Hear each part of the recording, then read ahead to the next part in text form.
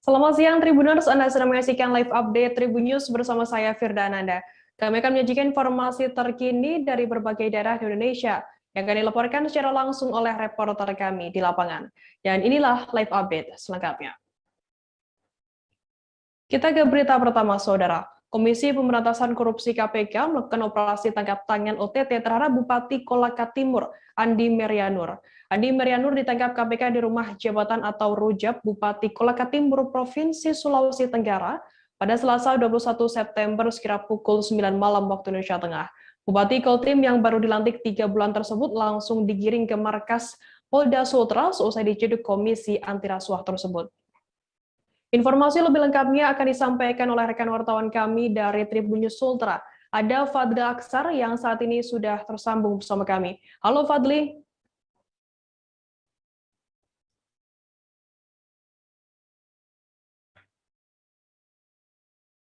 Halo rekan Fadli. Halo, iya halo Firda. Fadli, bisa Anda jelaskan bagaimana kronologi operasi tangkap tangan KPK ini terhadap Bupati Kolaka Timur Merianur?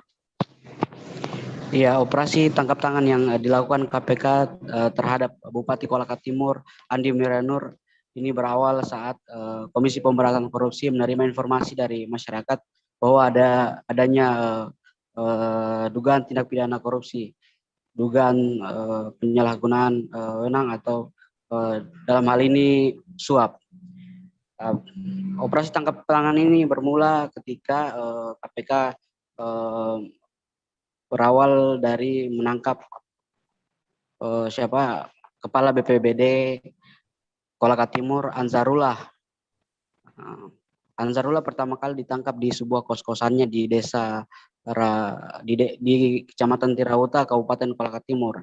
Setelah menangkap Kepala BPBD Kolaka Timur, kemudian KPK menyegel rumah kos-kosan tersebut. 30 menit kemudian KPK kemudian bergerak menuju ke Rujab Bupati Kolaka Timur. Setelah itu kemudian KPK langsung mengamankan Bupati Kolaka Timur beserta suaminya, kemudian bersama 3 ajudan lain. Kemudian KPK juga menyita barang bukti uang senilai 225 juta dari rumah jabatan tersebut. KPK kemudian menggiring ke 6 orang ini ke markas Kepolisian Daerah Sulawesi Tenggara yang berada di Kota Kendari. Mereka tiba pukul 01.30 WITA Rabu dini hari. Mereka diperiksa dari malam hingga siang hari Rabu pukul 14.00 WITA. Mereka menjalani pemeriksaan selama 12 jam. Begitu Firda. Lantas Fadli, bisa Anda jelaskan bagaimana jalannya proses pemeriksaan hingga kelima orang ini dibawa ke gedung KPK begitu? Ya, jalannya proses pemeriksaan ini berlangsung di gedung Direktorat Reserse Kriminal Khusus Kepolisian Daerah Sulawesi Tenggara, tepatnya di gedung lantai 2. Selama proses pemeriksaan, polisi berjaga-jaga di tangga pintu masuk ruang gedung Direktorat Reserse Kriminal Khusus. Sejumlah orang dibiarkan masuk, begitu pula dengan awak media. Mereka membatasi orang-orang yang akan naik ke lantai 2. Namun saat pemeriksaan sejumlah sanak keluarga, kemudian sejumlah diduga saksi-saksi juga ikut naik ke lantai 2 di ruang pemeriksaan. Begitu Firda. Fadli, lantas bagaimana saat ini nasib Bupati Kolaka Timur dan beberapa orang lainnya yang sudah diamankan oleh pihak KPK? Ya, setelah pemeriksaan selama 12 jam, KPK kemudian membawa 4 orang ke gedung Merah Putih KPK. Di antaranya Bupati Kolaka Timur, Andi Merianur, kemudian Kepala BPBD Kolaka Timur, Ansarullah, dan 2 ajudan Bupati Kolaka Timur. Nah, setelah tiba di Jakarta, KPK kemudian menggelar konferensi pers dan mengumumkan 2 orang menjadi tersangka, yakni Bupati Kolaka Timur sendiri dan anak buahnya Kepala BPBD Kolaka Timur, Ansarullah. Gitu, Baik, Tribuners, tadi jurnalis kami juga sudah melakukan wawancara dengan Kepala Subbid Penerangan Masyarakat Bidang Hubungan Masyarakat Kepolisian Daerah Polda Sultra, Kompol Dolvi Kumaseh. Berikut liputannya untuk Anda. Sudit, bagaimana keterangannya Pak Sudit? Kenapa? Informasi pembenar. Apakah benar Benar ada Bupati operasi tangkap tangan Bupati atau bagaimana Pak? Iya, semalam sekitar jam 9 tim dari KPK melakukan OTT kepada Bupati. saat ini diperiksa di lantai 2 atau seperti apa? Sementara diperiksa awal. Ada berapa orang itu? Untuk keseluruhan 6 6 ya. Bupati. Ada barang bukti yang ikut diamankan di Ada. ratusan juta atau berapa? Nanti itu ranahnya Pak. Terkait kasus Saya soal hanya membenarkan. Kasusnya apa itu? OTT. Itu aja. kasusnya apa, Pak? OTT saja. Ya, Nanti rencananya nanya ke Iya. KPK. ya rencananya mereka hari ini masih diperiksa atau Hari ini diperiksa dan rencana akan ke Jakarta. Jam berapa tuh, Pak? Kita tidak bisa pastikan karena teman-teman dari KPK masih. Dari jam berapa diperiksa, Pak? Masih terkait kasus OTT KPK Bupati Kolaka Timur Tribuners, setelah melakukan tangkap tangan, Komisi Pemberantasan Korupsi menetapkan Bupati Kolaka Timur Andi Merianur menjadi tersangka. KPK menyangka Meria menerima suap yang berhubungan dengan dana hibah Badan Nasional Penanggulangan Bencana untuk relokasi dan rekonstruksi. Terkait informasi lebih lengkapnya, sudah bergabung bersama kami wartawan dari tribunnews.com, ada Ilham Rian Pratama yang akan melaporkan langsung dari Jakarta. Halo Ilham. Halo, rekan Firda. Ya, Ilham, bisa Anda jelaskan bagaimana rekonstruksi kasus yang menjerat Bupati Andi Merianur ini? Ya, jadi rekan Firda dan Tribuners, KPK pada Rabu malam telah menetapkan Bupati Kolaka Timur Andi Merianur dan Kepala BPPD Kolaka Timur Anzarullah sebagai tersangka. KPK menyangka Meria menerima suap yang berhubungan dengan dana hibah BNPB untuk relokasi dan rekonstruksi. Keduanya menyusun proposal dana hibah ke BNPB Pusat berupa dana rehabilitasi dan rekonstruksi, serta dana siap pakai. Kabupaten Kolaka Timur memperoleh dana hibah sebesar 26,9 miliar rupiah dan dana siap pakai sebanyak 12,1 miliar rupiah. Anzarullah kemudian diduga meminta Meria memberikan sejumlah proyek yang bersumber dari dana hibah itu kepada orang-orang kepercayaannya. Meria setuju dan meminta fee sebesar 250 juta rupiah kepada Anzarullah. Demikian, Firda. Lantas, Ilham, bagaimana saat ini nasib uang 225 juta yang diamankan oleh pihak kepolisian oleh pihak KPK begitu saat operasi tangkap tangan?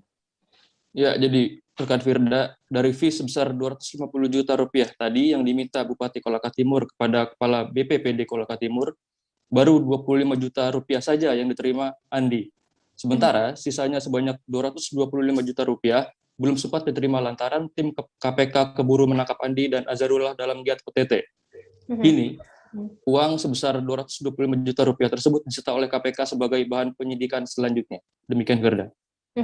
Oke, lantas Ilham, begitu selesai menjalani pemeriksaan begitu dan ditetapkan menjadi tersangka, ada yang mungkin yang disampaikan oleh Bupati Kolaka Timur saat konferensi pers? Ya, jadi Firda, dari pantauan saya di Gedung Merah Putih Selasa malam, baik Andi maupun Azharullah begitu keluar dari gedung KPK sekitar pukul 12:30 malam, usai menjalani pemeriksaan, keduanya tidak berkomentar terkait penetapannya sebagai tersangka. Mereka berdua langsung menumpangi mobil tahanan. Andi dan Azharullah ditahan selama 20 hari ke depan di rutan KPK terhitung sejak kemarin hingga 11 Oktober mendatang. Demikian, Firda. Baik, Tribuners, tadi jurnalis kami Ilham Rian Pratama juga sudah melakukan wawancara dengan Wakil Ketua KPK Nurul Gufron terkait OTT KPK Bupati Kolaka Timur ini. Berikut liputannya untuk Anda. KPK akan mengumumkan penahanan para tersangka dugaan tindak pidana korupsi atas penerimaan hadiah atau janji oleh penyelenggara negara terkait pengadaan barang dan jasa di lingkungan pemerintah Kabupaten Kolaka Timur tahun 2021. Hari ini Kamis tanggal 22 September, kami akan menyampaikan informasi terkait kegiatan tangkap tangan atas dugaan tindak pidana korupsi berupa penerimaan hadiah atau janji oleh penyelenggara negara terkait pengadaan barang dan jasa di lingkungan pemerintah Kabupaten Kolaka Timur pada tahun 2021 ini. Dalam kegiatan tangkap tangan ini, tim KPK telah mengamankan 6 orang pada hari Selasa tanggal 21 September 2021 sekitar jam 8 malam di Kabupaten Kolaka Timur, Sulawesi Tenggara. Para pihak yang diamankan pertama, Saudari AMN Bupati Kolaka Timur periode 2021-2026. Kedua, Saudara AZR, Kepala BPBD Kolaka Timur. C. Saudara MD, suami saudari AMN. D. AY, Ajudan Bupati. E. Saudara NR, Ajudan Bupati. Dan F. Kita beralih ke informasi selanjutnya, Saudara. Belum selesai kasus dugaan korupsi pembelian gas bumi oleh perusahaan daerah pertambangan dan energi. Kini mantan Gubernur Sumsel, Alex Nurdin, kembali menjadi sorotan publik. Pasalnya, Alex Nurdin juga diduga terlibat dalam kasus korupsi dana hibah pembangunan Masjid Raya Sriwijaya Jakabaring Palembang dengan total kerugian negara mencapai 130 miliar rupiah. Tak hanya Alex Nurdin, penyidik juga menetapkan dua tersangka lainnya, yakni Mudai Madang, yang kini sama-sama berstatus tersangka dugaan korupsi PDPDE. Terkait informasi lebih lengkapnya akan disampaikan oleh rekan wartawan kami dari Tribun Sumsel. Ada Sinta Anggraini yang saat ini sudah tersambung bersama kami. Halo Sinta.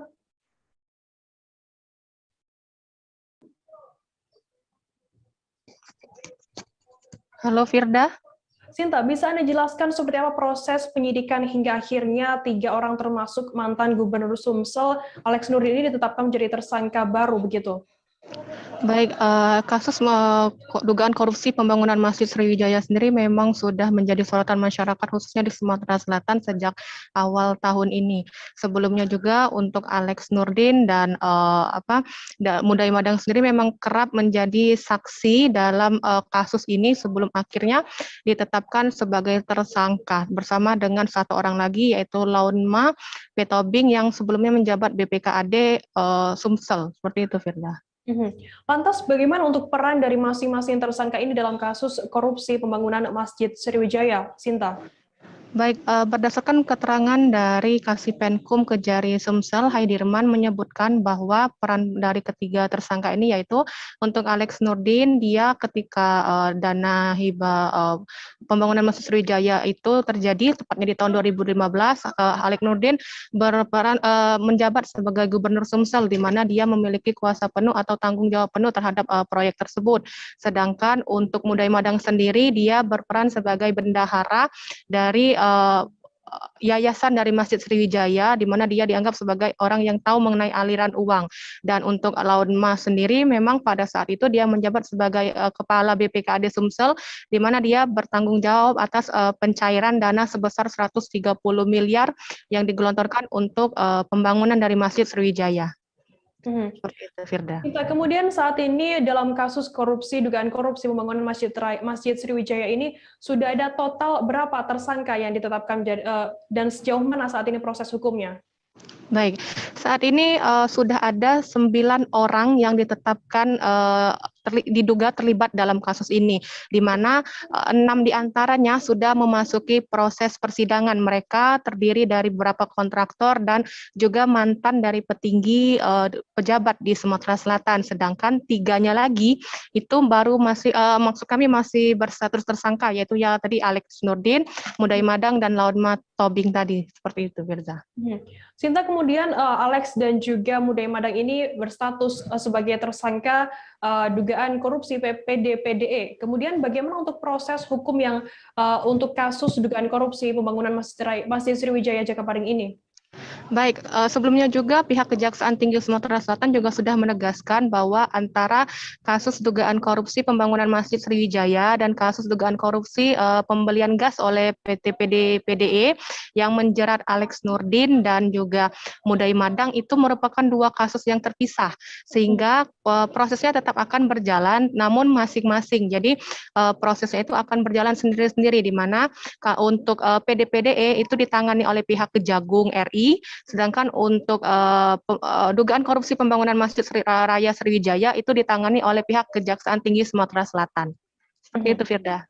Baik, Tribuners, jurnalis kami Sinta Anggraini juga sudah melakukan wawancara dengan Kasipenkum Kejati Sumsel, Haidirman. Berikut liputannya untuk Anda.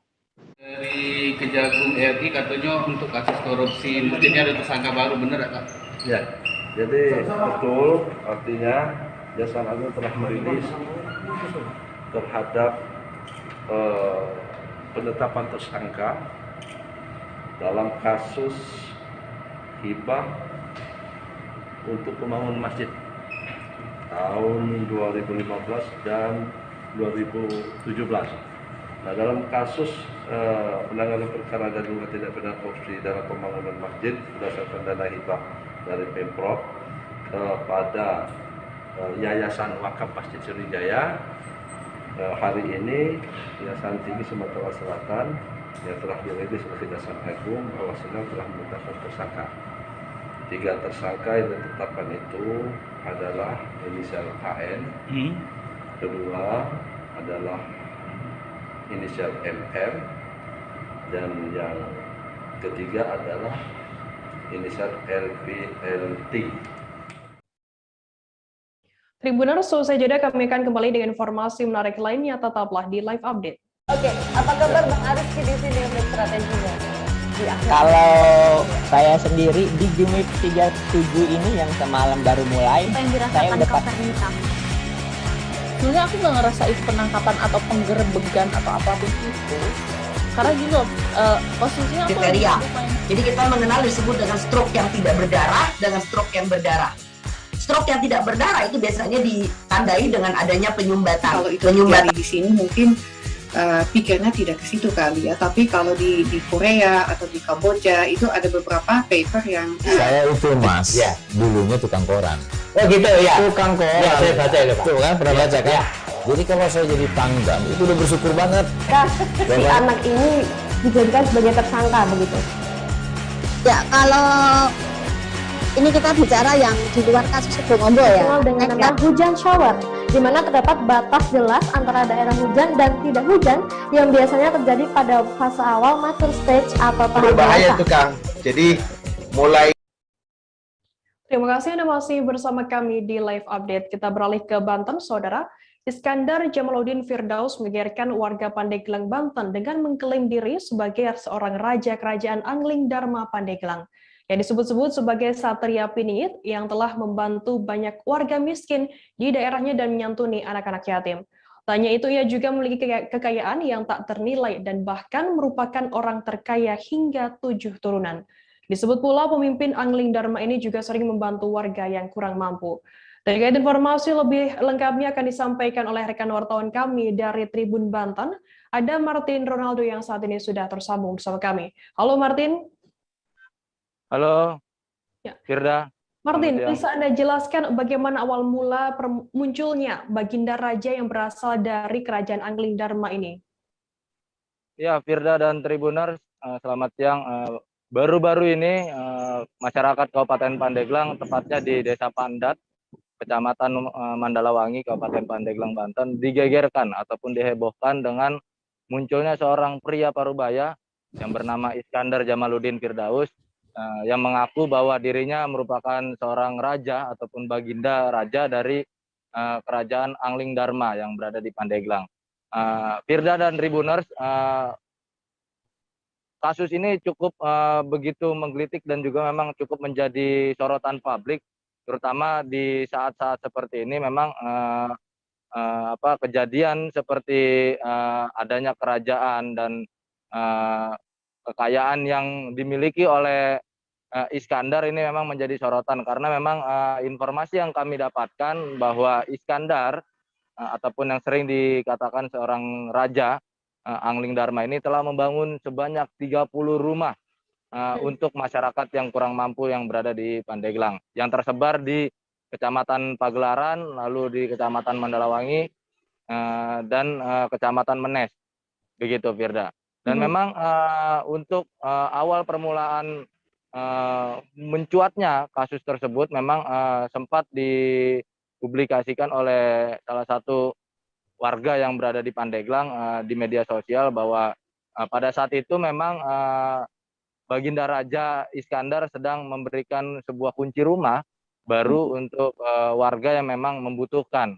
Lalu kemudian video yang menerangkan ataupun video yang menggambarkan raja tersebut sedang memberikan kunci rumah tersebut lalu mencuat di publik, sehingga sampai saat ini keberadaannya masih terus dicari-cari begitu, Firda. Martin, lantas bagaimana untuk tanggapan dari warga sekitar, terutama warga yang mendapatkan bantuan rumah begitu dari Iskandar sendiri?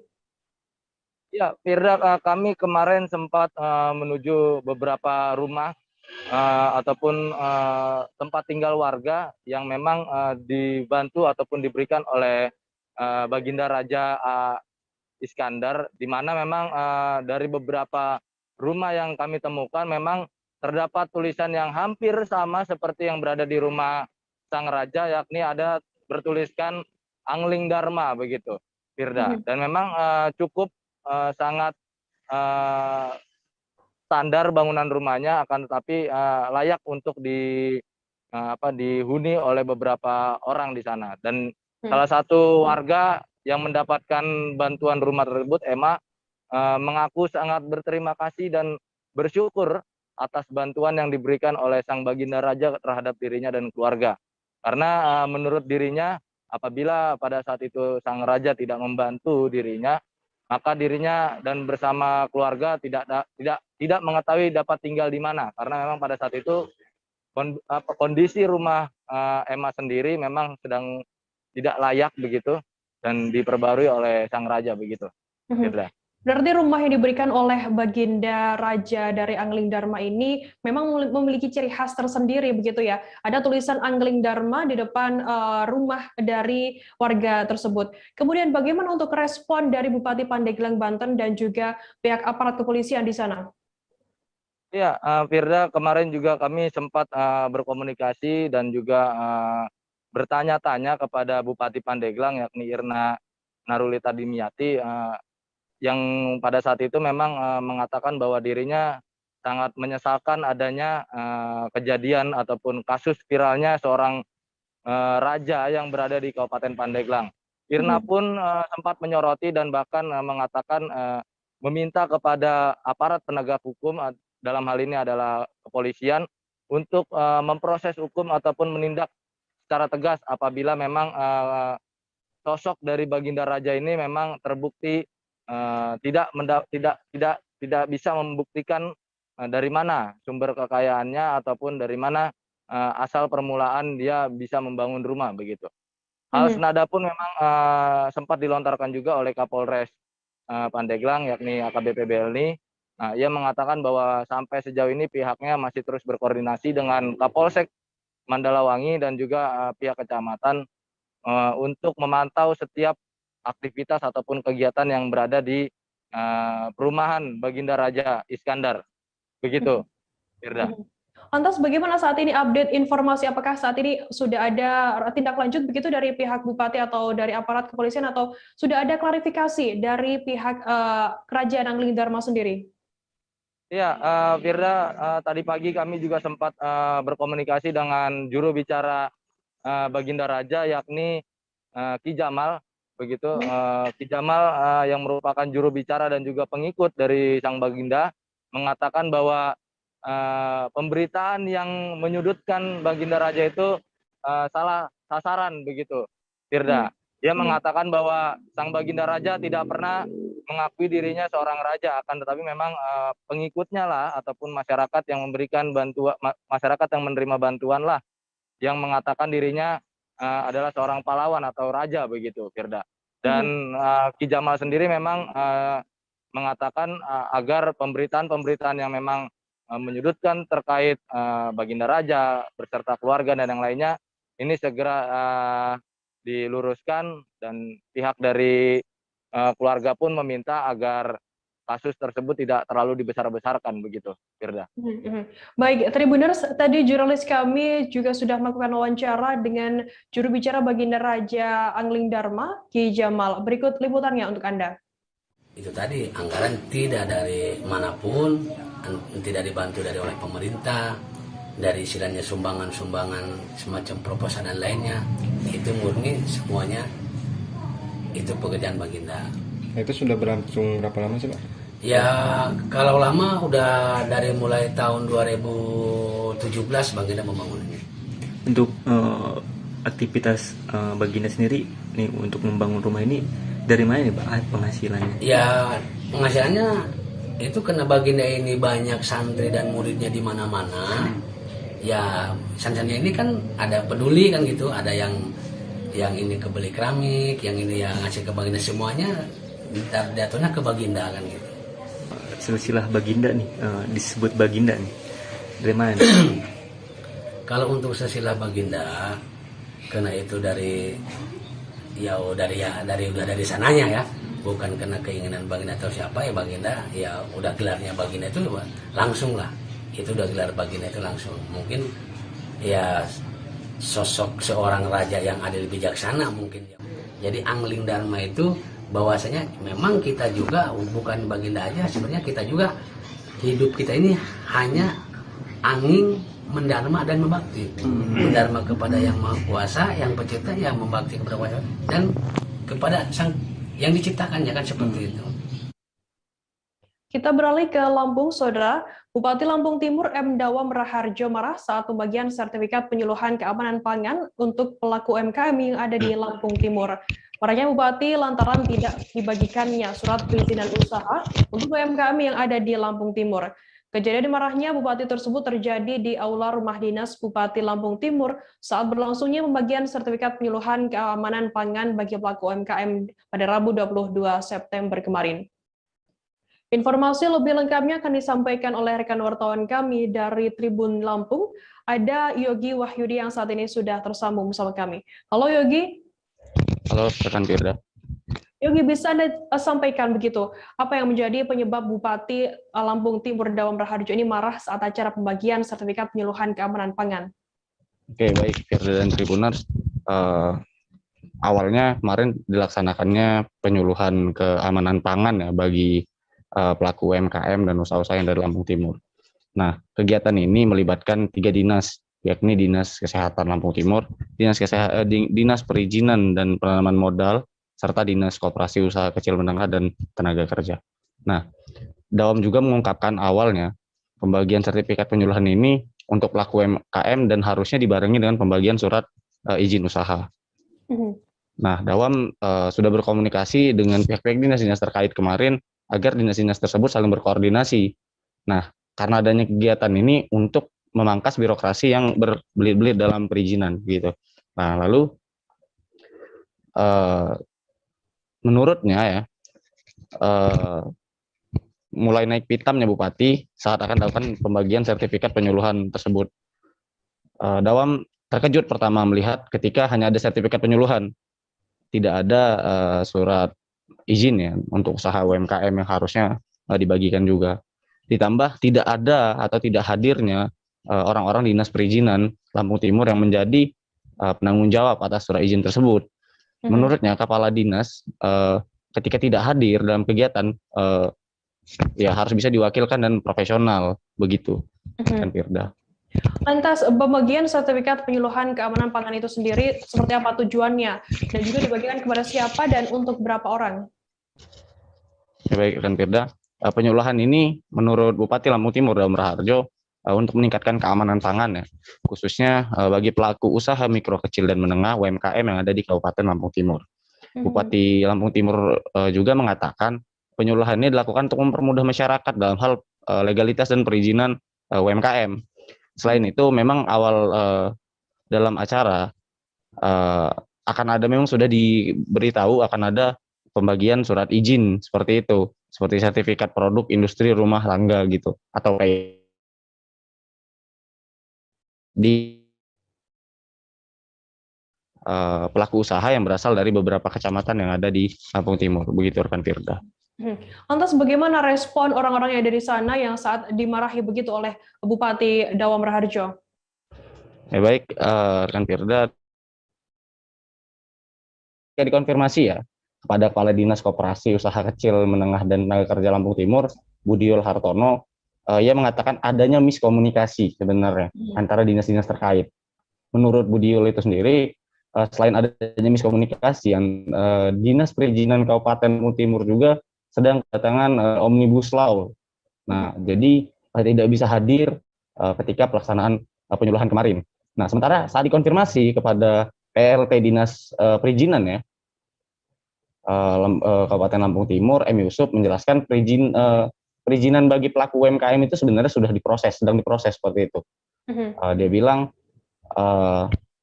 masih dalam tahap pemrosesan seperti itu. Nah, dia juga menjelaskan sebenarnya tahapan-tahapan sebenarnya tidak langsung jadi seperti itu. Awalnya harus dari Dinas Koperasi itu untuk mengumpulkan kawan-kawan UMKM, lalu Dinas Kesehatan yang mengadakan penyuluhan, baru adanya perizinan yang dikeluarkan oleh mereka. Nah, sedangkan kemarin barusan terlaksana penyuluhan, harusnya ada tahap lagi. Namun Bupati menginginkan adanya pemangkasan birokrasi biar tidak terlalu ribet, setelah penyuluhan langsung dibagikan. Seperti itu, rekan Firda. Baik, terima kasih rekan wartawan dari Tribun Lampung Yogi Wahyudi atas laporannya. Selamat bertugas kembali.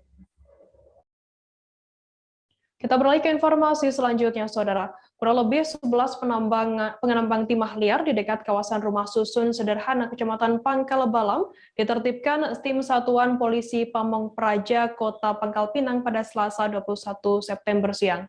Tim Satpol PP baru memasuki kawasan tambang liar, tampak beberapa orang berlarian kocar-kacir menjauhi kawasan tersebut. Untuk informasi lebih lengkapnya akan disampaikan oleh rekan wartawan kami dari Bangka Pos, ada Andini Dwi Hasanah yang saat ini sudah tersambung bersama kami. Halo Andini. Halo Firda. Andini, bisa Anda jelaskan mengapa para penambang tersebut ditertibkan oleh pihak Satpol PP? Oke, selamat siang Tribuners. Terima kasih Firda. Memang pemerintah kota sejak kemarin fokus menangani permasalahan pertambangan yang ada di Kota Pangkal Pinang. Sebelumnya Kota Pangkal Pinang memang tidak ada wilayah tambang. Sudah jelas sekali dalam Perda nomor 7 tahun 2019 bahwa di Kota Pangkal Pinang tidak boleh ada aktivitas penambangan. Jadi mau di lahan pribadi sekalipun, mau di aset pemerintah kota sekalipun, itu tidak boleh atau tidak diberikan untuk melakukan aktivitas penambangan. Jadi kemarin tim Satuan Polisi Pamong Praja, Satpol PP Kota Pangkal Pinang melakukan penggerebekan di lokasi Rusunawa, tepatnya di Kecamatan Pangkal Balam.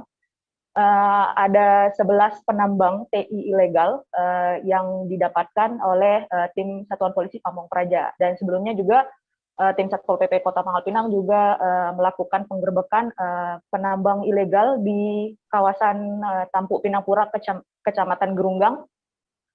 Bahkan aktivitas tambang yang di Kecamatan Gerunggang itu di lahan aset milik pemerintah kota. Jadi ada 2 pelanggaran, selain pelanggaran Perda, juga penambang melanggar atau merusak aktivitas di aset milik pemerintah Kota Pangkal Pinang. Demikian Firda. Andini, lantas seperti apa penertiban yang dilakukan oleh pihak Satpol PP di sana?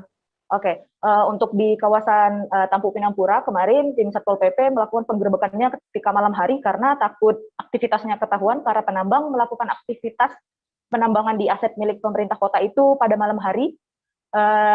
Pemerintah kota dengan ini dari tim Satuan Polisi Pamong Praja menyita berupa selang, mesin, dan alat-alat aktivitas penambang lainnya, Firda, di kawasan penambangan. Dan kemarin juga ada 11 penambang yang digerebek langsung oleh tim Satuan Polisi Pamong Praja, dan juga alat-alatnya juga disita oleh tim Satpol PP, yaitu berupa mesin, selang, dan alat-alat lainnya. Ini kemudian bagaimana tindak tegas dari pihak Satpol PP sendiri dan juga pemerintah terkait adanya penambangan ilegal ini? Oke, Firda, sebenarnya sudah sejak awal, bahkan sudah dari beberapa tahun yang lalu, pemerintah kota memang fokus menangani permasalahan pertambangan yang ada di Kota Pangkal Pinang ini, karena memang harusnya tidak ada tambang atau zero tambang gitu. Namun hal ini terus bermunculan, penambang terus bermunculan disebabkan karena harga timah juga yang saat ini sedang melonjak tinggi. Jadi para penambang ibarat tidak ada rasa jerahnya, ditertibkan sekali mereka muncul lagi, ditarik mesinnya, mereka nanti beli mesin lagi, demikian. Baik, Tribuners. Baik, terima kasih rekan wartawan dari Bangka Pos, Andini Dwi Hasanah atas laporannya. Selamat bertugas kembali. Tribuners, kita akan jeda sejenak. Kami masih akan menyajikan informasi menarik untuk Anda selesai ini. Tetaplah di Live Update. Oke, apa kabar Bang Ariski di sini untuk strateginya? Kalau saya sendiri di Jumip 37 ini yang semalam baru mulai, saya udah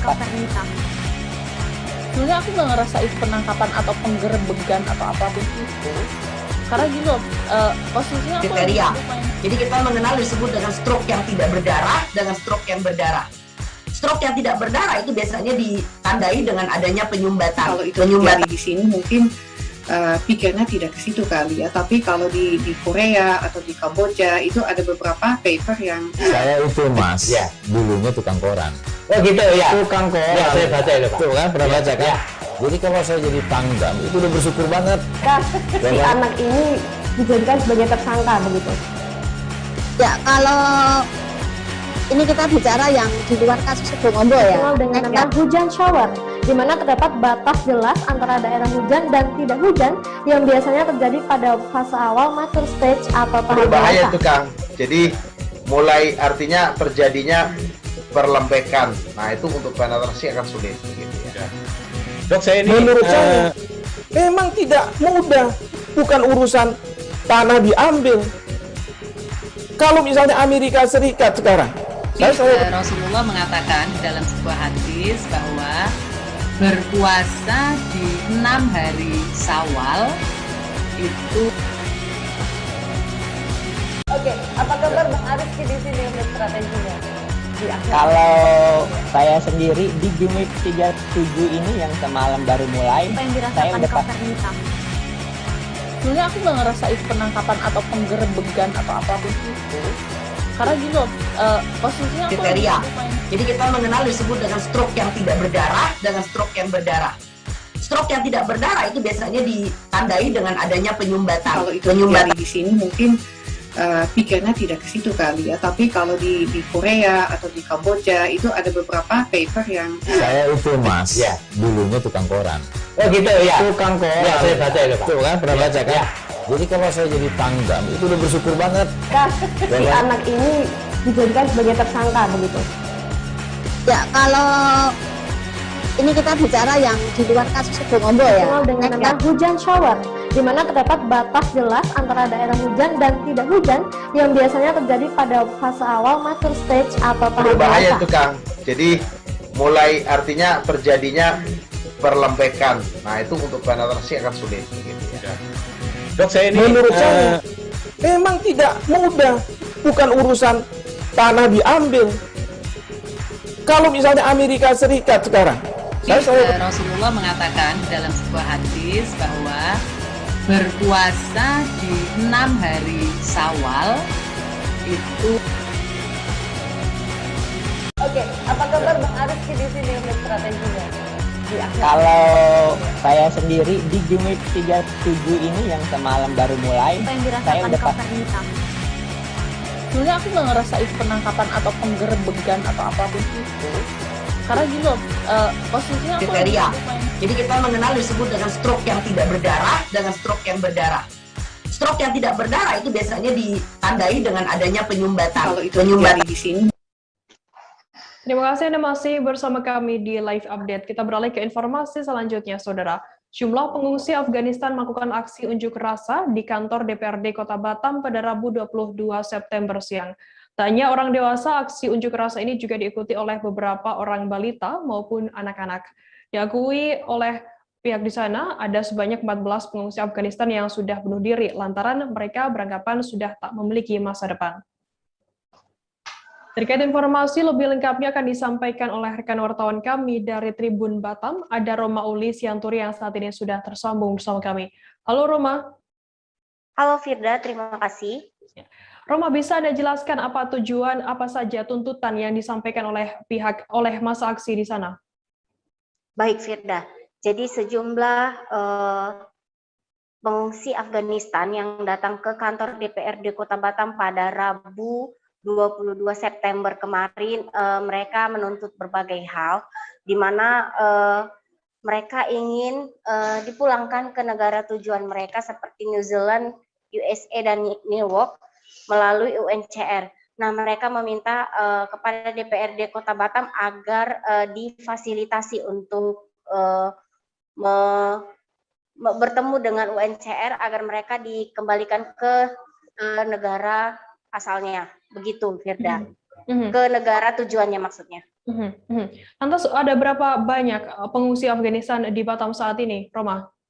Baik, saat mereka melakukan aksi di kantor DPRD Kota Batam yang mengikuti itu hanya sekitar 60-an pengungsi Afghanistan Namun selayaknya secara total sebanyak 500-an pengungsi yang ada di Kota Batam, Firda. Lantas siapa anggota DPRD yang memfasilitasi adanya aksi unjuk rasa yang dilakukan oleh pengungsi Afghanistan di Batam ini? Baik, terima kasih Firda, karena ini berhubungan dengan antar negara dan pemerintahan, maka mereka difasilitasi oleh Komisi 1 DPRD Kota Batam, lebih tepatnya Ketua DPRD Kota Batam, Budi Mardianto. Seperti itu, Firda. Baik, Tribuners, tadi jurnalis kami juga sudah melakukan wawancara dengan Ali Akbar, salah satu pengungsi Afghanistan, dan berikut liputannya untuk Anda. Sini kami pengungsi dari Afghanistan, jadi udah lama di Indonesia ini, udah dari 6 tahun sampai 10 tahun, 11 tahun. Ada yang kawan kami di sini, jadi kami pengungsi di sini. Kita udah lama nunggu di sini di Indonesia, kami kan nunggu cari suaka kan. Jadi gak ada yang respon kita, gak ada yang peduli sama kita. Jadi masa depan kita belum jelas. Ya udah di Indonesia udah 14 orang udah bunuh diri gara-gara masa depan mereka gak jelas. Jadi ada yang mau bunuh diri juga, tapi sama kawan-kawannya nggak boleh. Jadi kami udah datang sini minta tolong, minta solusi sama kantor DPRD. Ya tadi kita minta tolong ngomong sama UNHCR, sama negara yang tujuan, cari solusi untuk kita di sini. Remaja putri berinisial SR 14 tahun menjadi korban ruda paksa di sebuah apartemen mewah di Jalan Boulevard, Kecamatan Panakukang, Makassar. Ruda paksa tersebut bermula saat SR diajak oleh rekannya yang tak lain adalah tetangganya sendiri berinisial S ke apartemen. Terkait informasi lebih lengkapnya akan disampaikan oleh rekan wartawan kami dari Tribun Timur. Ada Muslimin Emba yang saat ini sudah tersambung bersama kami. Halo Emba. Ya, Firda. Ya. Baik. Mbak, bisa Anda jelaskan seperti apa kronologi ruda paksa yang dialami oleh SR ini? Ya, baik Firda dan Tribuners, dapat saya jelaskan bahwasanya insiden atau kejadian ruda paksa yang dialami SR itu di salah satu apartemen mewah di Jalan Boulevard Makassar itu terjadi tepatnya Sabtu pekan lalu. Kejadian itu bermula saat SR ini diajak temannya S yang kebetulan juga adalah tetangga korban itu untuk jalan ke apartemen tersebut. Tiba di apartemen itu teman S ini terdapat dua pria yang hendak meminum minuman keras begitu atau pesta miras. Terus korban SR ini juga diajak, awalnya sempat ditolak karena SR ini masih berusia di bawah umur, namun karena dipaksa oleh pelaku, korban pun menuruti kemauan dari pelaku untuk ikut berpesta miras begitu. Nah, dari kejadian itu SR yang mabuk pun langsung disetubuhi begitu oleh satu dari dua pelaku. Setelah disetubuhi, satu pelaku lainnya mengambil ponsel milik SR kemudian dibawa kabur. Begitu Firda. Lantas bagaimana untuk bagaimana terungkapnya kasus ini? Apakah dari pihak korban sendiri melaporkan ke pihak kepolisian atau seperti apa informasinya? Ya, beberapa jam setelah kejadian, orang tua korban yang mengetahui anaknya menjadi korban ruda paksa langsung melapor ke Reskrim Polrestabes Makassar, dan beberapa sehari kemudian pelaku pun berhasil ditangkap di Jalan Pelita Raya Makassar.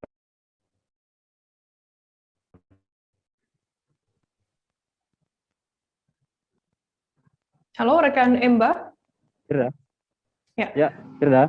Bisa diulangi lebih lanjut begitu? Tadi ada gangguan sinyal begitu, Emba. Ya, jadi orang tua korban setelah mengetahui anaknya menjadi korban dari ruda paksa ini melapor ke Polrestabes Makassar. Sehari setelahnya itu polisi bergerak cepat dan langsung menangkap pelaku di Jalan Pelita Raya. Firda. Lantas, bagaimana saat ini proses hukum yang dijalani oleh pelaku sendiri? Apakah bagaimana untuk ancaman hukuman kurungan penjara yang dijatuhkan kepada pelaku? Ya, untuk kasus ini ada 2 tindak pidana yang terjadi di lokasi yang sama, yaitu di apartemen tersebut. Tindak pidana pertama yaitu tindak pidana ruda paksa yang dialami SR, yaitu pelakunya adalah Wawan. Pelaku dijerat Undang-Undang Perlindungan Anak dengan ancaman hukuman 15 tahun penjara. Sementara untuk kasus pencurian ponsel yang dilakukan oleh teman pelaku ruda paksa, yaitu FN, itu dijerat dengan pasal pencurian dengan ancaman hukuman di atas 5 tahun penjara. Firda. Baik, Tribuners, jurnalis kami Emba juga sudah melakukan wawancara dengan Kasat Reskrim Polrestabes Makassar, Kompol Jamal Fatur Rahman. Berikut liputannya untuk Anda. Dan kami tangkap pelaku dengan inisial RDM, umur 23 tahun, pekerjaan buruh harian lepas. Jadi diawali dengan korban ini diajak oleh temannya ke salah satu apartemen yang ada di Kota Makassar. Di kamar tersebut sudah ada pelaku beserta teman-temannya dan mereka mengajak ke korban ini untuk minum-minum. Setelah minum-minum, korban ini mabuk dan ketika mabuk, korban dilakukan ataupun terjadi tindak pidana persetubuhan terhadap anak. Disitulah pelaku menyetubuhi anak tersebut hingga sampai pagi korban baru menyadarinya. Selain itu juga ada tindak pidana lainnya. Jadi ketika terjadi persetubuhan itu, handphone korban juga dicuri oleh salah satu teman dari pelaku itu dengan inisial FF. Jadi dalam satu TKP terjadi 2 tindak pidana, yaitu persetubuhan terhadap anak dan tindak pidana pencurian dengan pemberatan. Terduga pelaku pungli bernama Roni dan Selvi tak kurang dari 6 jam langsung diamankan oleh Polsek Medan Barat, Kota Medan. 2 pelaku pungli tersebut mengaku sebagai anggota organisasi Masa Kebedan atau OKP. Keduanya dijemput tak jauh dari Pasar Pajak Sambu Baru, Medan Barat pada Rabu 22 September. Bahkan mereka diamankan Polsek Medan Barat sebelum korban membuat laporannya. Terkait informasi lebih lengkapnya akan disampaikan oleh rekan wartawan kami dari Tribun Medan, ada Arjuna Bakara yang saat ini sudah tersambung bersama kami. Halo Arjuna. Selamat sore, selamat siang rekan Firda Ananda di studio.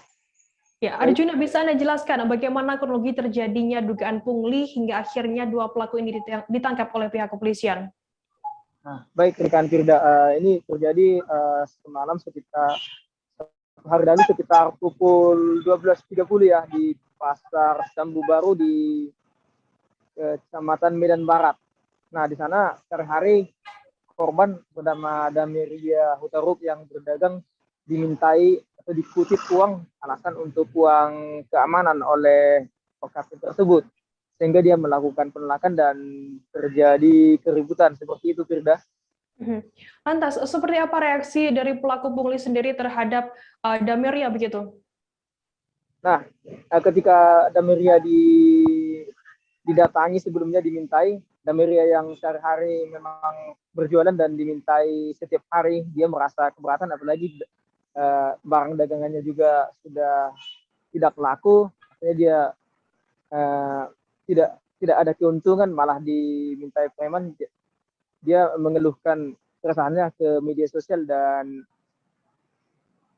sehingga viral, peristiwa tersebut viral dan kemudian dia didatangi oleh OKP tersebut. OKP tersebut menyatakan tidak terima dan terjadi keributan di lokasi dia berjualan, seperti itu, rekan Firda. Lantas, Arjuna, bagaimana respon dari pihak kepolisian sendiri dengan adanya 2 pelaku pungli ini?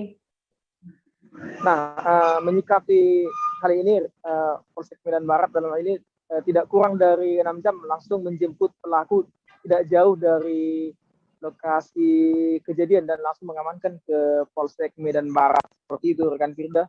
Dia juga tidak jauh dijemput dari lokasi tempat dia melakukan pungli. Seperti itu, rekan Firda. Lantas Arjuna, bagaimana proses hukum yang saat ini sedang berjalan di Polsek Medan Barat terkait adanya pungli yang dilakukan oleh 2 orang ini? Nah, baik.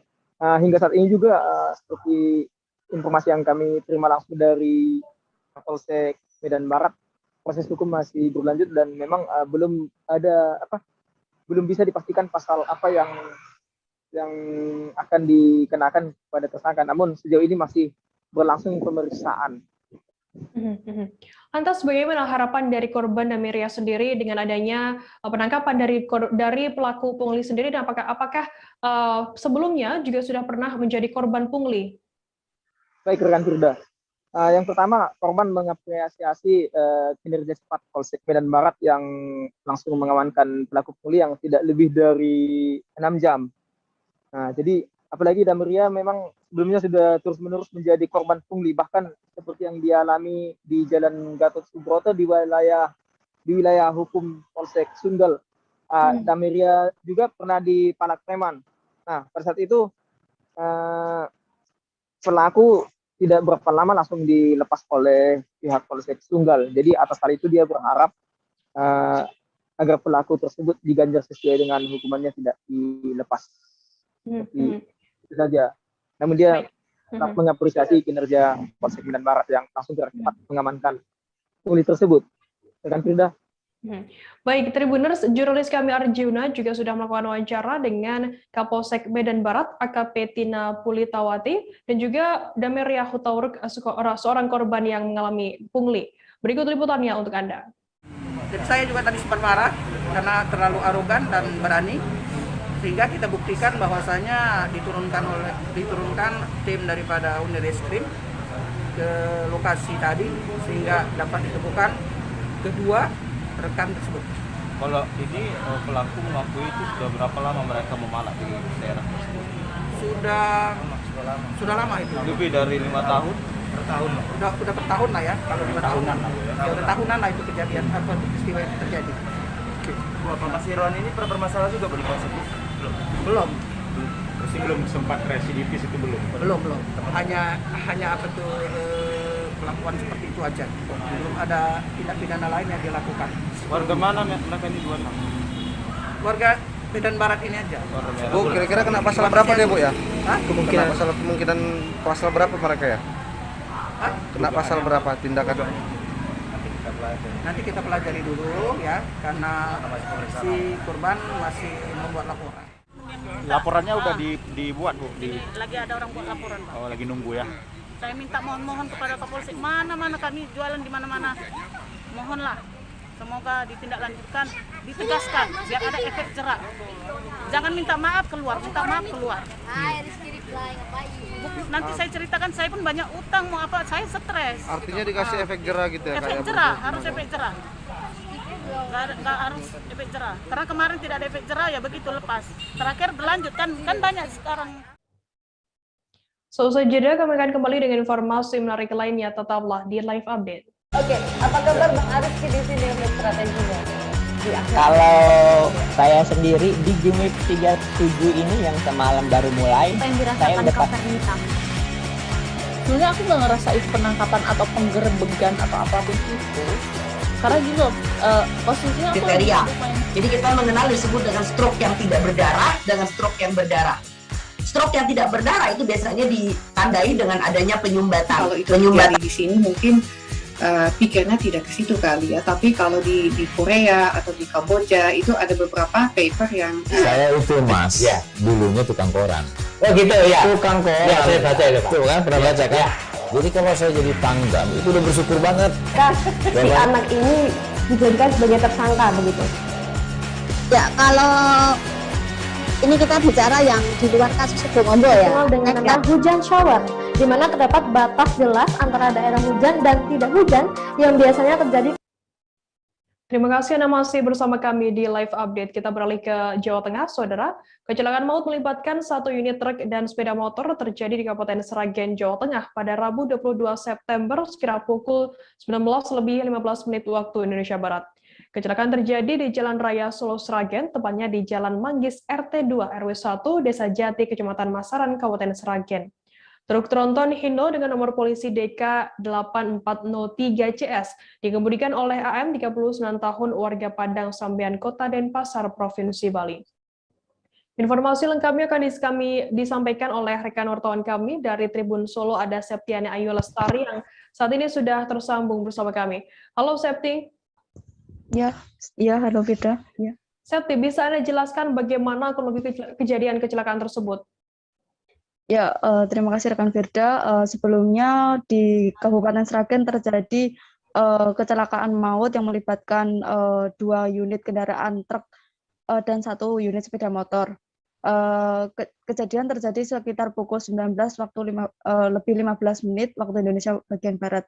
Kecelakaan diawali dari ketiga kendaraan tersebut melaju dari arah selatan menuju ke utara, yang mana posisi dari sepeda motor tersebut berada di belakang kedua truk tersebut. Kemudian sepeda motor tersebut akan menyalip kedua truk tersebut dengan mengambil jalur kiri, di mana pada sekitar lokasi kejadian juga tengah terjadi perbaikan jalan yang menyebabkan ketinggian permukaan jalan itu mengalami ada perbedaan ketinggian permukaan jalan. Kemudian setelah berhasil mendahului kedua truk tersebut, akan kembali ke sepeda motor tersebut akan kembali ke badan jalan. Berbenturan, bagian motor tersebut berbenturan dan menyebabkan motor tersebut terjatuh dan menyebabkan 3 orang pengendara di sepeda motor tersebut terpental ke badan jalan. Ya, beda. Lantas, apakah dari kejadian kecelakaan tersebut, apakah ada korban jiwa maupun korban luka begitu dalam peristiwa ini?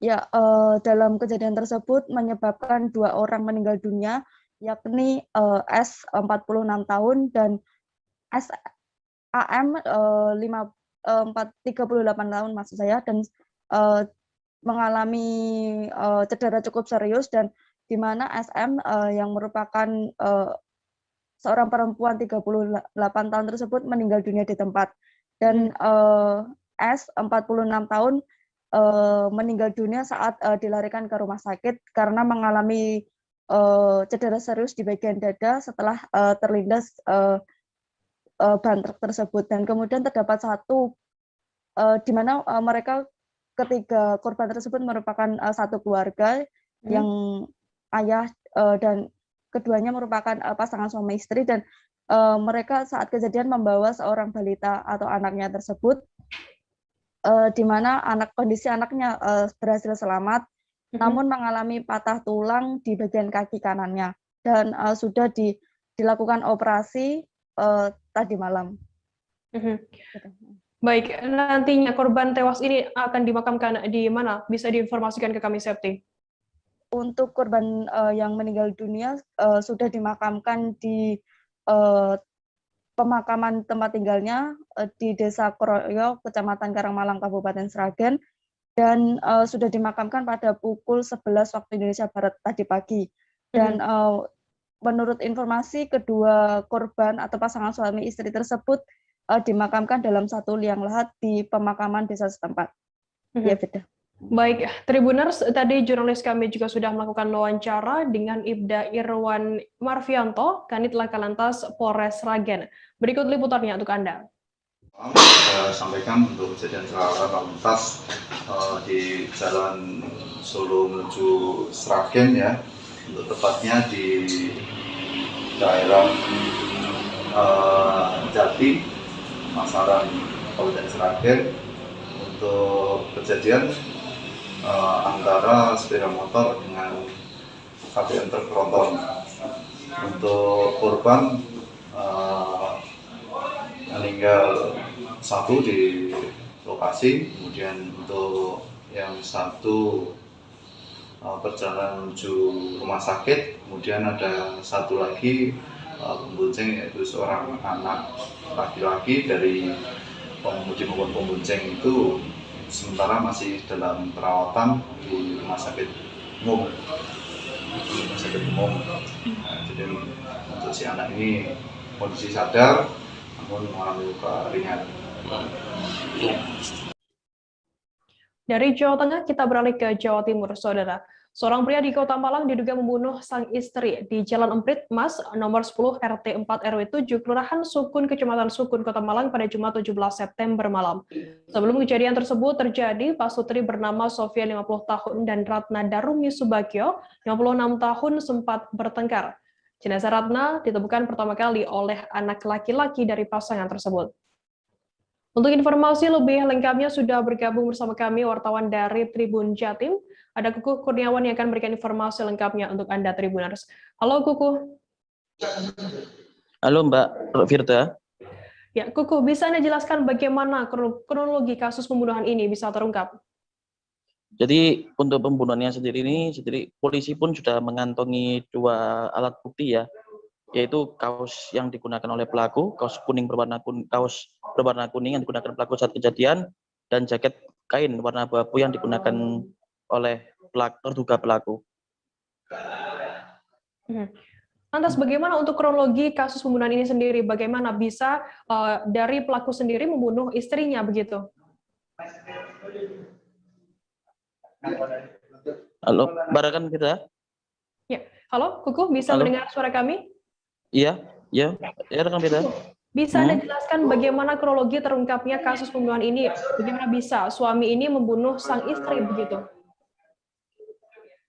Karena dugaan untuk kronologi sendiri itu, kronologinya karena melihat dari luka yang begitu parah ketika ditemukan di kamar mandi. Sehingga dugaan polisi pun mengarah bahwa luka yang dialami oleh si korban ini adalah indikasi pembunuhan, bukan sebagai untuk luka yang terjatuh dari kamar mandi. Lantas, apa yang dilakukan korban sendiri sebelum ditemukan meninggal di dalam kamar mandi? Bisa Anda jelaskan? Jadi si korban ini sempat cekcok dengan terduga pelaku yang merupakan suaminya sendiri. Jadi pada waktu hari Jumat sebelum ditemukan meninggal, itu sempat si korban ini mengeluarkan kalimat-kalimat kasar kepada si terduga pelaku, sehingga kemungkinan itulah yang memicu terduga pelaku untuk menghabisi nyawa si korban. Lantas apa langkah selanjutnya yang dilakukan oleh pihak Polresta Malang Kota untuk mengusut kasus dugaan pembunuhan tersebut? Untuk saat ini, untuk Satreskrim Polresta Malang Kota masih terus mengusut kasus dugaan pembunuhan tersebut. Dan pihak Satreskrim pun sudah menerima laporan kasus tersebut yang dilaporkan oleh putra dari si korban. Dan hingga saat ini sudah melakukan pemeriksaan saksi-saksi dan melakukan olah TKP. Baik, terima kasih rekan wartawan dari Tribun Jatim, Kukuh Kurniawan atas laporannya. Selamat bertugas kembali. Kita beralih ke informasi selanjutnya, Saudara. Setelah melakukan aksi pembunuhan, pelaku berinisial AP menguburkan mayat korban DM 50 tahun di kedalaman 1,5 meter. Peristiwa pembunuhan tersebut terjadi di kilometer 43 RT 15 Desa Bukit Baling, Kecamatan Sakernan, Kabupaten Muaro Jambi pada Sabtu 18 September lalu. Tak menunggu lama, mayat korban yang terkubur itu berhasil ditemukan dan dievakuasi oleh Satreskrim Polres Muaro Jambi pada Selasa 21 September malam. Untuk informasi lebih detailnya sudah bergabung bersama kami wartawan dari Tribun Jambi, ada Hasbi Sabirin yang akan memberikan informasi lengkapnya untuk Anda. Halo Hasbi. Halo, selamat siang, Firda.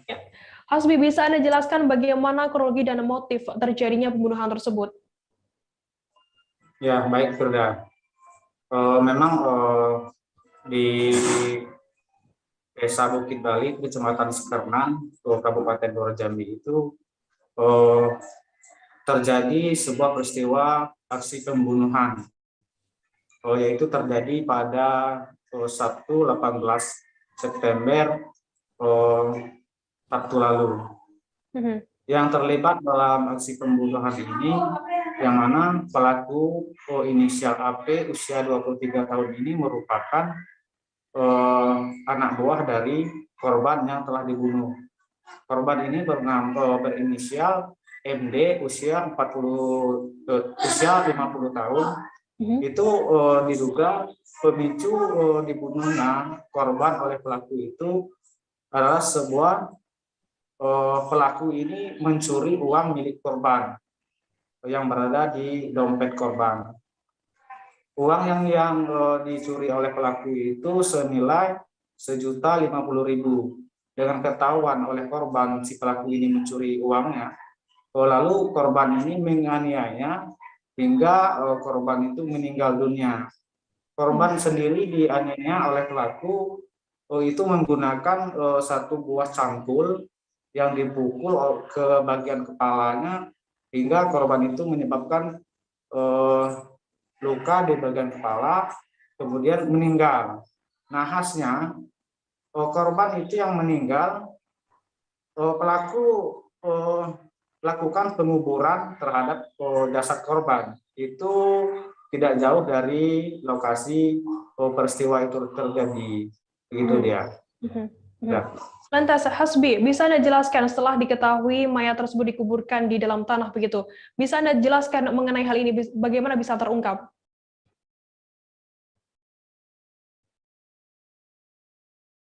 Halo rekan Hasbi?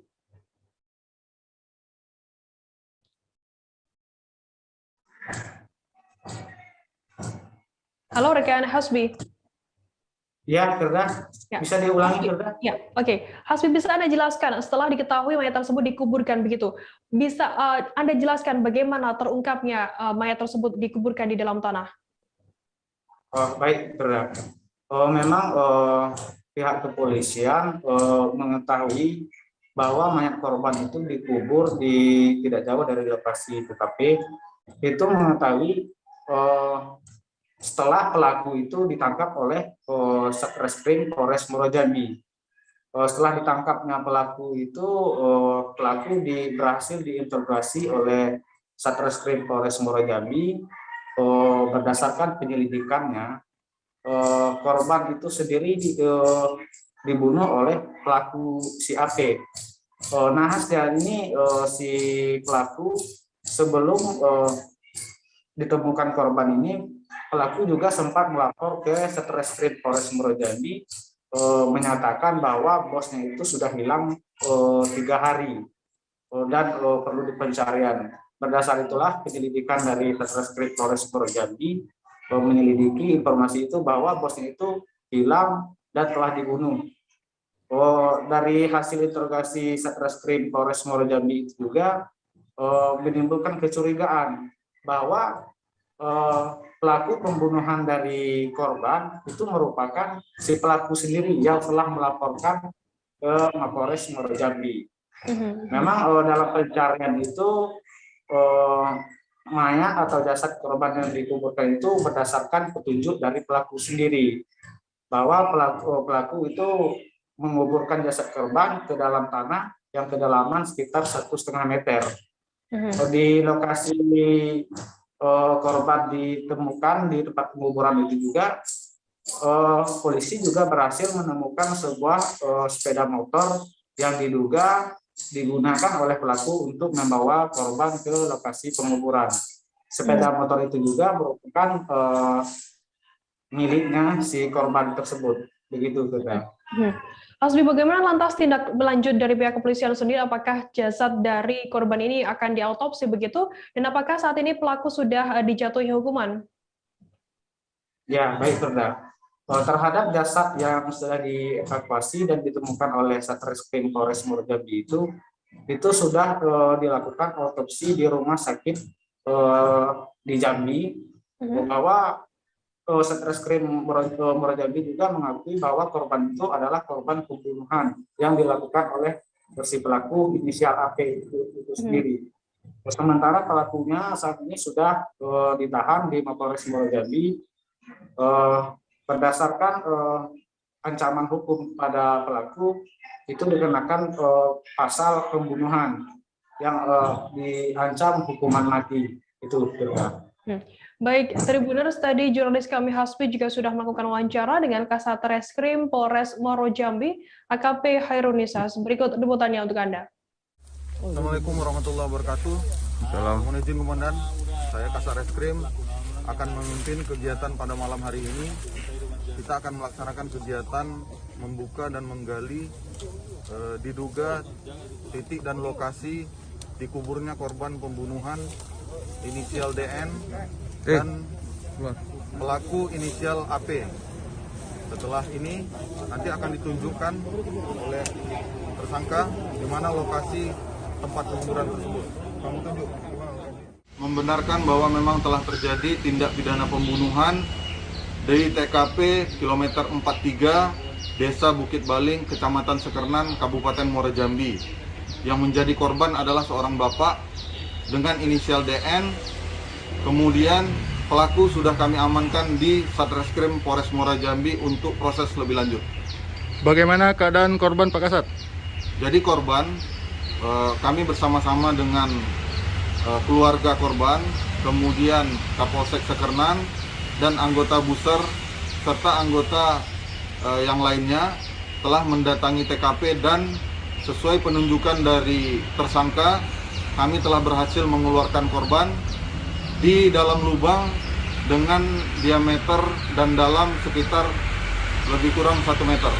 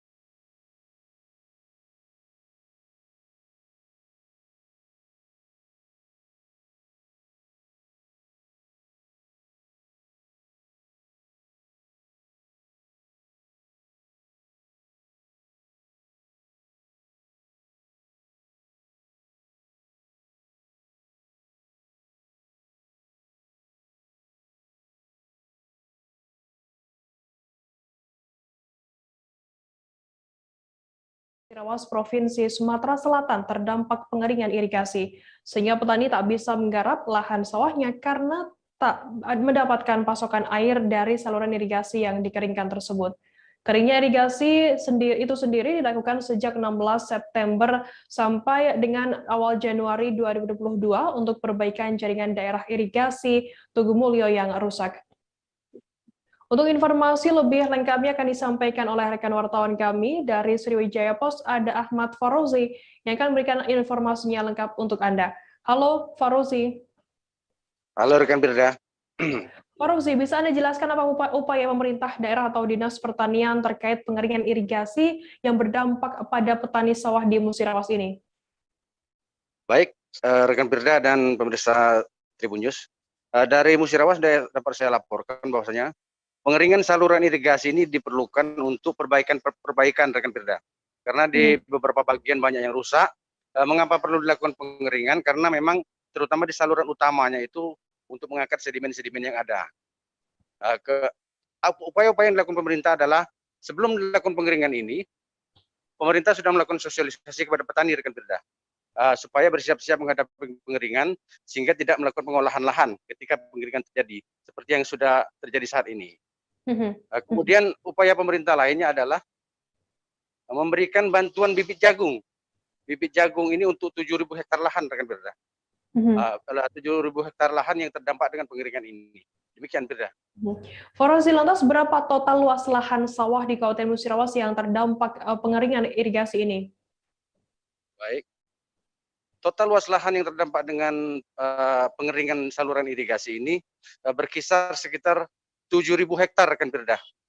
Itu terutama di lahan-lahan areal persawahan yang ada di saluran daerah irigasi Tugu Mulyo ya. Daerah irigasi Tugu Mulyo yang tersebar di wilayah Kecamatan Tugu Mulyo, Kecamatan Muara Beliti, dan sebagian Purwodadi. Demikian, rekan Firda.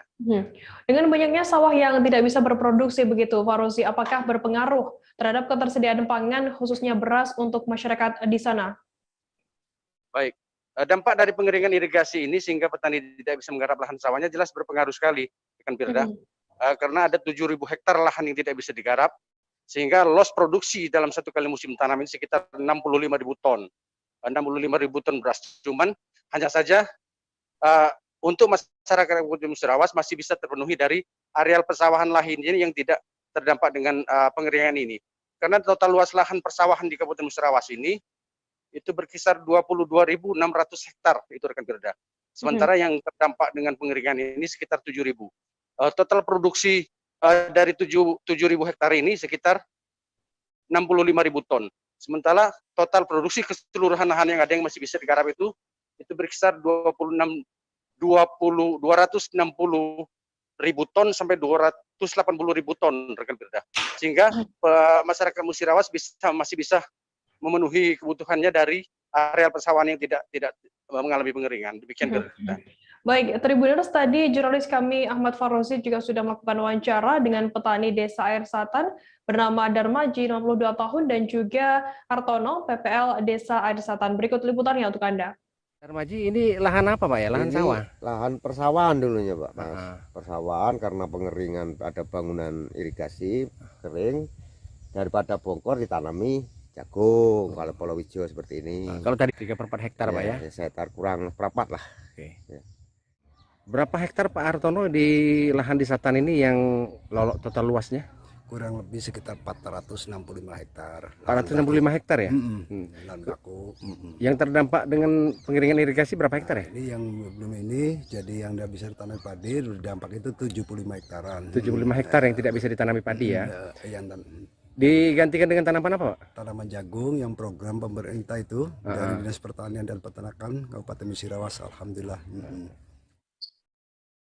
Satgas COVID-19 Kelungkung melakukan monitoring dan evaluasi terhadap beberapa sekolah di Kelungkung jelang penerapan sekolah tatap muka terbatas yang akan dimulai pada Senin 27 September mendatang. Salah satu sekolah yang dimonitoring kesiapannya yakni di SD Negeri Semarapura Klot. Setelah setiap kali tertunda, pembelajaran tatap muka di Kelungkung akhirnya terlaksana pada Senin 27 September nanti. Untuk informasi lebih lengkapnya akan disampaikan oleh rekan wartawan kami dari Tribun Bali, ada Eka Mita yang saat ini sudah tersambung bersama kami. Halo Eka. Ya, baik Firda. Eka, bisa Anda jelaskan bagaimana hasil monitoring dari Satgas COVID-19 Kelungkung Bali menjelang penerapan pembelajaran tatap muka di Kelungkung saat ini? Ya, perlu saya informasikan jika sebelumnya Pemkab Kelungkung sudah melakukan penjadwalan untuk sekolah tatap muka di Kelungkung, namun masih menunggu PPKM turun level sehingga PPKM baru diberlakukan. Sekolah tatap muka baru diberlakukan hari Senin mendatang. Jadi untuk hasil dari verifikasi tadi, pihak Satgas menyatakan bahwa hampir semua sekolah di Kelungkung siap untuk menerapkan protokol kesehatan pada saat pembelajaran tatap muka Senin mendatang. Melalui verifikasi tadi, Satgas COVID-19 Kelungkung melakukan pengecekan berbagai kesiapan sekolah seperti misalnya ketersediaan termogan, ataupun nanti bagaimana sistem pembelajaran di sekolah sampai dengan izin orang tua yang sebelumnya sudah disebarkan oleh pihak sekolah. Eka, lantas bagaimana teknis pelaksanaan pembelajaran tatap muka di Kelungkung yang akan dilaksanakan pada 27 September mendatang? Jadi mungkin sama dengan penerapan sekolah tatap muka di wilayah lainnya di Indonesia. Untuk sekolah tatap muka di Kelungkung ketentuannya nanti maksimal setiap kelas hanya terisi kapasitasnya 50% atau maksimal 18 siswa. Itu pun nanti pembelajaran akan dilakukan secara bergiliran antara daring maupun dengan tatap muka. Nanti pihak sekolah juga mengawasi siswa mulai dari datang ke sekolah sampai dengan siswa nanti benar-benar pulang sampai dengan rumah. Demikian. Eka, lantas apa yang ditekankan dari pihak sekolah dan Satgas COVID-19 ke pihak orang tua begitu di saat dimulai pembelajaran tatap muka Kelungkung Bali nanti? Jadi nanti pihak orang tua ditekankan agar mengantar anaknya dan menjemput anaknya tepat waktu sehingga nanti memastikan para siswa itu tidak keluyuran atau tidak berkerumun dengan rekan-rekannya saat pulang sekolah. Orang tua juga sebelumnya sudah diberikan surat izin bagi orang tua yang tidak mengizinkan anaknya untuk mengikuti PTM akan tetap mendapatkan pembelajaran daring seperti itu. Baik, Tribuners, tadi jurnalis kami juga sudah melakukan wawancara dengan Koordinator Bidang Pendidikan COVID-19 Kelungkung, Iputu Swata. Berikut liputannya untuk Anda. Kami selalu ingatkan kepada kepala sekolah, guru-guru, dan semuanya untuk selalu ingat pada protokol kesehatan COVID-19. Dan minimal lah, masker itu jangan sampai turun dari hidung dan mulut. Yang perlu kita lindungi adalah hidung dan mulut kita. Dan kami juga ingatkan kepada guru-guru semua untuk selalu saling mengingatkan, baik siswanya, orang tua yang melakukan jemput antar, untuk selalu taat patuh pada protokol kesehatan COVID-19. Untuk sementara di sekolah SD Negeri 3 Semeru Pulau Liki tidak ada kendala untuk persiapan tatap muka terbatas di hari Senin. Ya. Nah, nanti secara teknis per kelas ada berapa rencana? Kalau secara teknis per kelasnya itu nanti dibagi 50%. Kebetulan di sekolah kami ini memang jumlah muridnya agak terbatas sehingga jumlah murid per kelas itu tidak sampai melebihi jumlah nasional. Memastikan Provinsi Aceh terbebas dari zona merah.